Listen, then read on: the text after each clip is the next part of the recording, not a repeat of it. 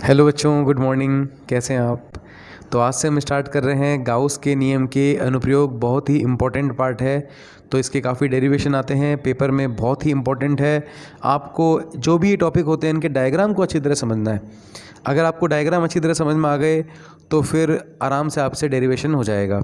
तो सबसे पहला अनुप्रयोग है अनुप्रयोग नंबर 1 जो हम देखते हैं वो है किसी अनंत लंबाई के आवेशित चालक तार के कारण विद्युत क्षेत्र की तीव्रता। सबसे पहला ये डेरिवेशन है इसका, किसी अनंत लंबाई के आवेशित चालक तार के कारण विद्युत क्षेत्र की तीव्रता।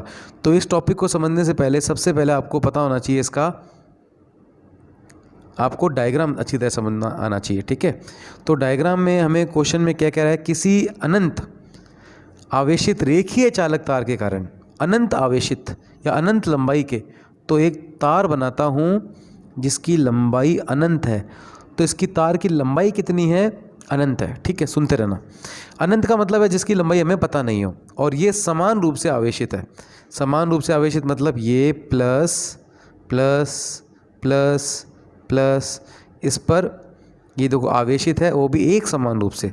एक समान रूप से आवेशित का मतलब क्या होता है कि अगर इसकी 10 सेंटीमीटर की लंबाई पर एक कूलाम आवेश वितरित है तो ऊपर वाली 10 सेंटीमीटर की, इस 10 सेंटीमीटर पर एक कूलाम आवेशित, इस 10 सेंटीमीटर पर भी एक कूलाम आवेशित।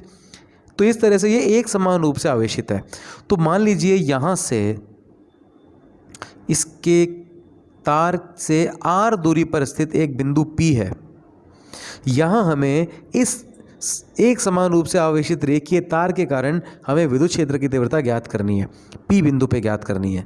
ठीक है, मान लीजिए यहाँ पर विद्युत क्षेत्र की तीव्रता 10 न्यूटन पर कूलम है। कितनी है P बिंदु पर? 10 न्यूटन पर कूलम। तो जस्ट इसके ऊपर इस बिंदु पे भी कितनी होगी? 10 न्यूटन पर कूलम, क्योंकि यहाँ पर देखिए आवेश एक समान रूप से वितरित है, 10 न्यूटन पर कूलम। ये क्लियर हुआ आपको? अगर मैं इस को एक छोटा सा पार्ट काट लूँ, इसका देखो, इसके तार का मैंने छोटा सा भाग काट लिया। अब ये तार ले लिया मैंने इतना सा, तो अगर ये तार भी लेता हूं तो ये भी एक समान रूप से आवेशित है। तो इसके कारण भी इस बिंदु पर विद्युत क्षेत्र की तीव्रता कितनी होगी? 10 न्यूटन पर कूलम होगी।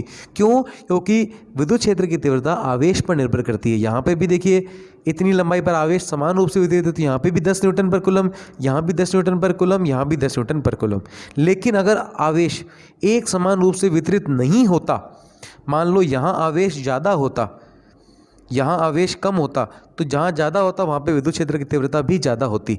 तो अब आपको इतना क्लियर हो गया होगा। तो इसको वापस में सही करते हैं, इसको वापस उसी कंडीशन में लेके आते हैं डायग्राम को। ओके, तो अब जितना मैं आपको समझा रहा हूँ उतना समझिए। तो सबसे पहले आपने क्या देखा कि एक ये अनंत आवेशित रेखीय चालक तार है जिसके कारण मुझे इससे r दूरी पर एक बिंदु P है, उस बिंदु P पर मुझे विद्युत क्षेत्र की तीव्रता का परिकलन करना है। तो गाउस का नियम क्या कहता है?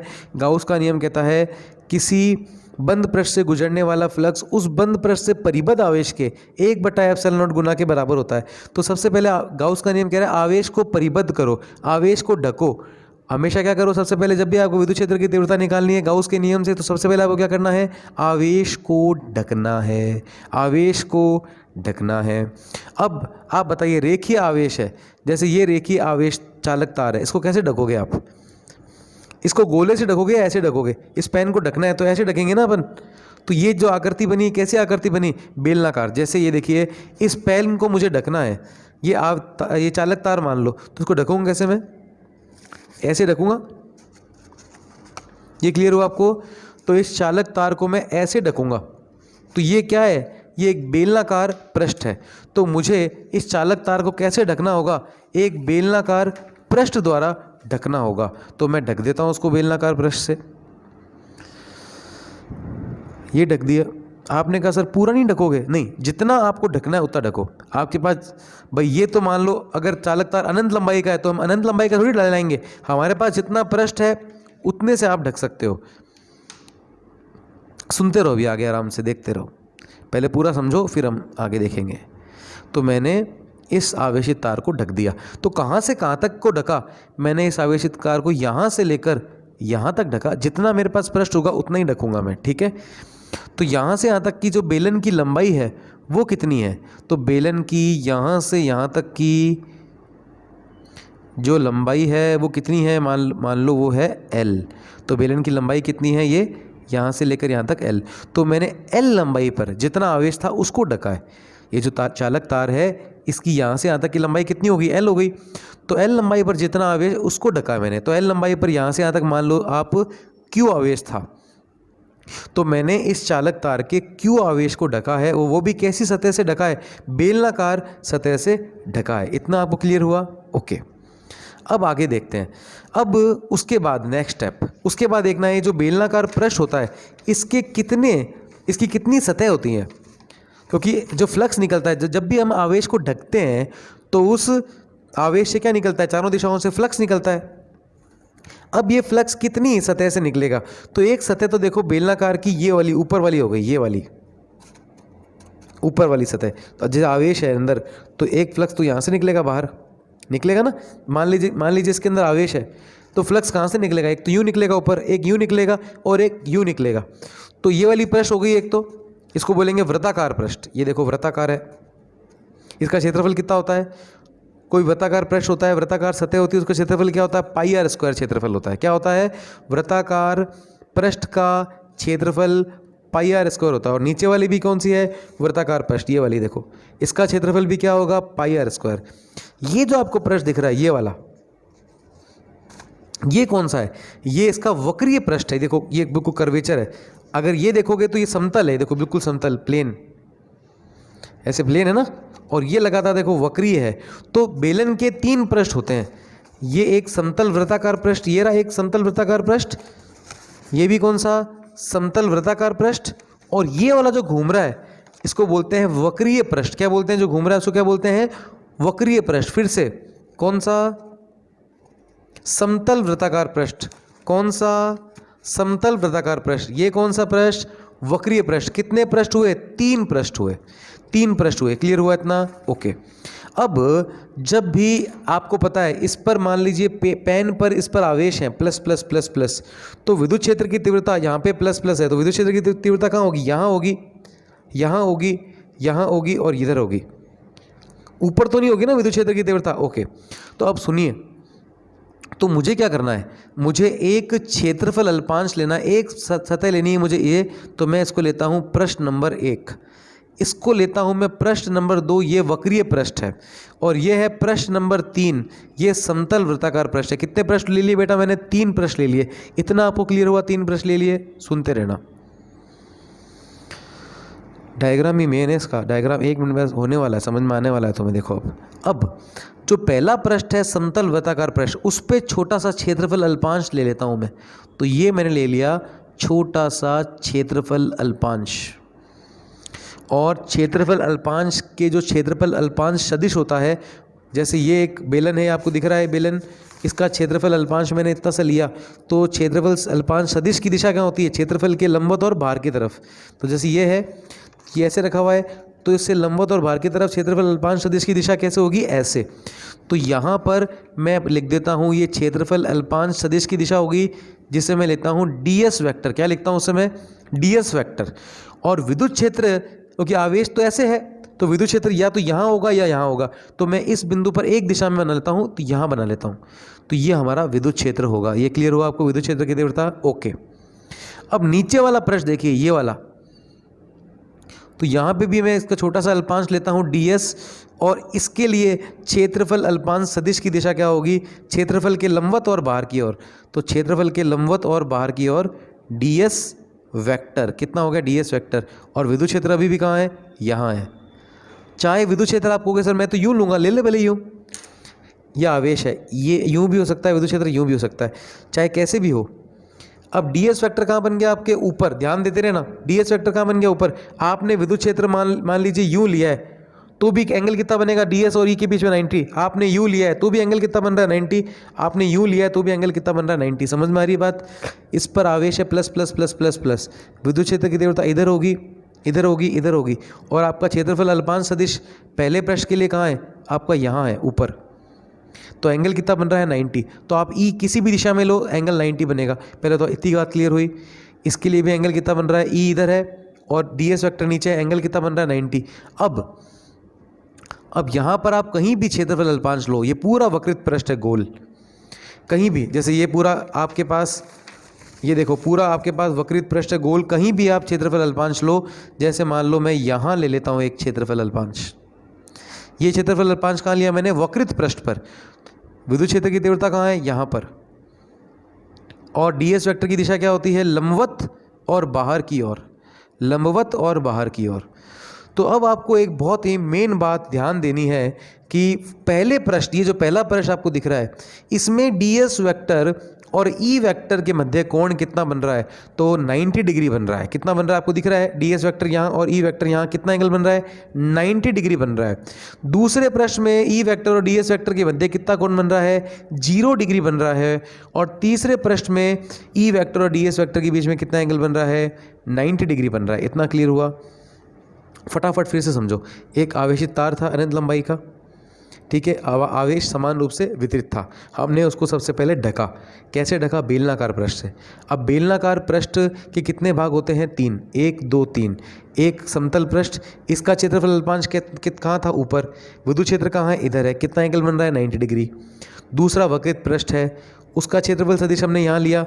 चाहे आप कहोगे सर मैं तो ये वक्रित पृष्ठ है, हाँ तो मैं सर इसका क्षेत्रफल सदिश अगर यूँ ले लूँ तो यूँ ले लो भली, तो विद्युत क्षेत्र भी यहाँ होगा, एंगल 0 डिग्री बनेगा। तो वक्रित पृष्ठ जो सेकंड पृष्ठ है उसमें ई वेक्टर और ds वेक्टर के बीच में एंगल 0 डिग्री बन रहा है। और जो तीसरा आपको पृष्ठ दिख रहा है उसमें ई वेक्टर और ds वेक्टर के बीच में एंगल बन रहा है 90 डिग्री। ये तीनों बातें क्लियर होगी क्या आपको, क्लियर हो गया इतना। अब मैं हटा रहा हूँ। अब हम गाउस के नियम का उपयोग करेंगे। तो अब हमें गाउस के नियम से विद्युत क्षेत्र की तीव्रता का डेरिवेशन कैसे स्टार्ट करना है। तो डेरिवेशन के लिए गाउस का नियम लिखना है। सबसे पहले गाउस का नियम क्या होता है, फाई बराबर क्यू अपॉन में एप्सिलॉन नॉट, ठीक है। अब यहाँ पर फाई क्या है, विद्युत फ्लक्स है। विद्युत फ्लक्स का सूत्र कितना होता है, ई वेक्टर डॉट ds वेक्टर का समाकलन बंद पृष्ठ के लिए। याद है ना सबको, ये E vector dot ds vector equals to Q upon में एप्सिलॉन नॉट। इतना समझ में आया। अब यहाँ पर E vector dot ds vector होता है फ्लक्स। अब बताओ फ्लक्स कितने पृष्ठों से निकल रहा है, कितने पृष्ठ हैं इसके, गाउसियन सरफेस के या गाउसियन पृष्ठ के कितने पृष्ठ हैं, 3 पृष्ठ देखे थे आपने, तो एक है, इसको हम 3 पृष्ठ में विभक्त कर देते हैं। तो हम इसको 3 पृष्ठ में डिवाइड कर देते हैं। जैसे ये हो गया अपना पहला पृष्ठ ई वेक्टर डॉट ds वेक्टर, फिर दूसरा पृष्ठ, मैं फिर से लिखता हूँ इसको, मैं 3 पृष्ठ में आपको डिवाइड करके दिखाता हूँ, ठीक है। तो मैं फिर से बना रहा हूँ, ये हो गया आपका पहला पृष्ठ ई वेक्टर डॉट ds वेक्टर, ठीक है। फिर ये हो गया आपके आगे दूसरा पृष्ठ ई वेक्टर डॉट ds वेक्टर। फिर आपके ये आ गया तीसरा पृष्ठ, क्योंकि 3 पृष्ठ हैं इसके, तीसरा पृष्ठ ई वेक्टर डॉट ds वेक्टर। ये किसको लिखा आपने, किसकी वैल्यू को लिखा, इक्वल टू आपने लिखा ई वेक्टर डॉट ds वेक्टर जो था ना आपके पास कुल फ्लक्स, उसको आपने 3 भागों में विभाजित कर दिया, पहला, दूसरा और तीसरा। इतना समझ में आया आपको, ठीक है। तो अब और ये जो टोटल फ्लक्स आ गया, तो कुल फ्लक्स की जगह ऐसे मान लग सकते हो आप। अब देखो, अब हम वापस नोट्स में आते हैं। तो देखो यहाँ पे देखो, तो सबसे पहले मैं इधर आ जाता हूँ। गाउस के नियम से देखो फाई बराबर कितना होता है, क्यू अपॉन एप्सिलॉन नॉट। फिर विद्युत फ्लक्स के सूत्र से आपको पता है फाई की जगह क्या लिख देंगे, ई वेक्टर डॉट ds वेक्टर। इतना लिख दोगे, इतना समझ में आया। अब एक बात और, अब बताइए जो रेखा है, आवेश किस पर वितरित है, रेखा पर वितरित है। जो हमने जो परिबद्ध आवेश किया, कितना आवेश परिबद्ध किया, क्यू आवेश परिबद्ध किया। अच्छा, क्यू आवेश जो कितनी लंबाई पर वितरित था, क्यू आवेश L लंबाई पर वितरित था। तो आवेश बटा लंबाई क्या होता है, उसको बोलते हैं रेखीय आवेश घनत्व। डायग्राम से बताऊं फिर से, Q बटा L कैसे, फिर से देखो इधर, देखो जो हमने आवेश यहाँ से यहाँ तक परिबद्ध किया था, हमने यहाँ से यहाँ तक आवेश परिबद्ध किया था, उसकी लंबाई कितनी थी, यहाँ से यहाँ तक की L, और कितना आवेश परिबद्ध किया था, Q। तो लैम्डा क्या होता है, रेखीय आवेश घनत्व, उसको लिखते हैं Q बटा L। तो एक तो ये देख लो, आपको जो डायग्राम बनाना है वो आपको यहाँ से बनाना है, यहाँ से देख लो, ये पहला पृष्ठ, ये दूसरा पृष्ठ आपका, और ये तीसरा पृष्ठ। पहले पृष्ठ में कितना एंगल बन रहा है 90 डिग्री, दूसरे पृष्ठ में 0 डिग्री और तीसरे पृष्ठ में भी 90 डिग्री। इतने बात समझ में आई आपको? ओके, आगे देखो। अब आपको एक बात और पता लग गई कि लैम्डा बराबर कितना होता है Q/L। तो यहाँ पर आवेश Q की जगह आप क्या कर देंगे, लैम्डा इंटू L कर देंगे। क्या कर देंगे Q की जगह, लैम्डा इंटू L। अब अपने वो सारी बातें, अब एक बार देखो मैंने कैसे किया ये वाला। अब बताइए फाई बराबर कितना होता है गाउस के नियम से, Q/ε0। तो फाई की जगह तो क्या लिख दिया मैंने, E vector dot ds vector. Phi की जगह क्या लिख दिया, E vector dot ds vector, और Q की जगह क्या लिख दिया, लैम्डा इंटू L। Q की जगह क्या लिख दिया, लैम्डा इंटू L। ओके, अब मैंने आपको बताया था कि E vector dot ds vector को कितने भागों में बांटना है। E vector dot ds vector को कितने भागों में बांटना है, 3 भागों में, पहला, दूसरा और तीसरा। अब पहले भाग में E वेक्टर और ds वेक्टर के मध्य कितना कोण बन रहा है, पहले भाग में 90 डिग्री, दूसरे भाग में मैं लिख देता हूँ यहाँ पे, पहले भाग में 90 डिग्री, दूसरे भाग में 0 डिग्री, तीसरे भाग में 90 डिग्री। तो ये हो जाएगा EDS cos 90, EDS cos theta, angle कितना है 90, तो EDS cos 90, ये हो जाएगा EDS cos 0, ये हो जाएगा EDS cos 90। cos 90 0 होता है, तो इसका मान हो जाएगा 0, इसका मान आ जाएगा 0, ये बन जाएगा EDS। सुनते रहना अभी आप, इतना समझ में आ गया। अब आगे देखो, तो मैंने यहाँ पर था 90 डिग्री, तो EDS cos 90, EDS cos 0, EDS cos 90, ठीक है। अब cos 90 कितना होता है 0, तो ये पूरी टर्म हो गई 0। cos 0 कितनी होती है 1, तो पीछे बच गया EDS। cos 90 होता है 0, तो ये बन गया 0। और इधर कितना बच गया आपके पास, इधर बच गया आपके पास लैम्डा L अपॉन में एप्सिलॉन आपके पास रह गया है, ठीक है। अब ये जो आपको पृष्ठ दिख रहा है, कौन सा पृष्ठ रह गया आपके पास, द्वितीय पृष्ठ। द्वितीय पृष्ठ कौन सा है, वक्रित पृष्ठ, जो इस तरह से ये वक्रित पृष्ठ है, ये रह गया आपके पास। अब E विद्युत क्षेत्र की तीव्रता आपको पता है नियत है, उसको इंटीग्रेशन समाकलन से हम बाहर ले लेते हैं।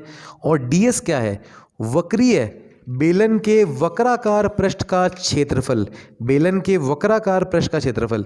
तो बेलन के वक्राकार पृष्ठ का क्षेत्रफल होता है 2πRh। बेलन के वक्राकार पृष्ठ का क्षेत्रफल होता है 2πRh। h मतलब ऊंचाई, ऊंचाई हमने क्या ले रखी है L, तो हम ले लेंगे 2πRL। त्रिज्या कितनी है R ले रखी है हमने, तो 2πRL हो जाएगा। तो बेलन के वक्राकार पृष्ठ का क्षेत्रफल कितना होता है 2πRL। तो यहाँ पर ds का पूरा समाकलन क्या होगा, बेलन के वक्रीय भाग का क्षेत्रफल या वक्राकार भाग का क्षेत्रफल, जो कि कितना होगा आपके 2πRL।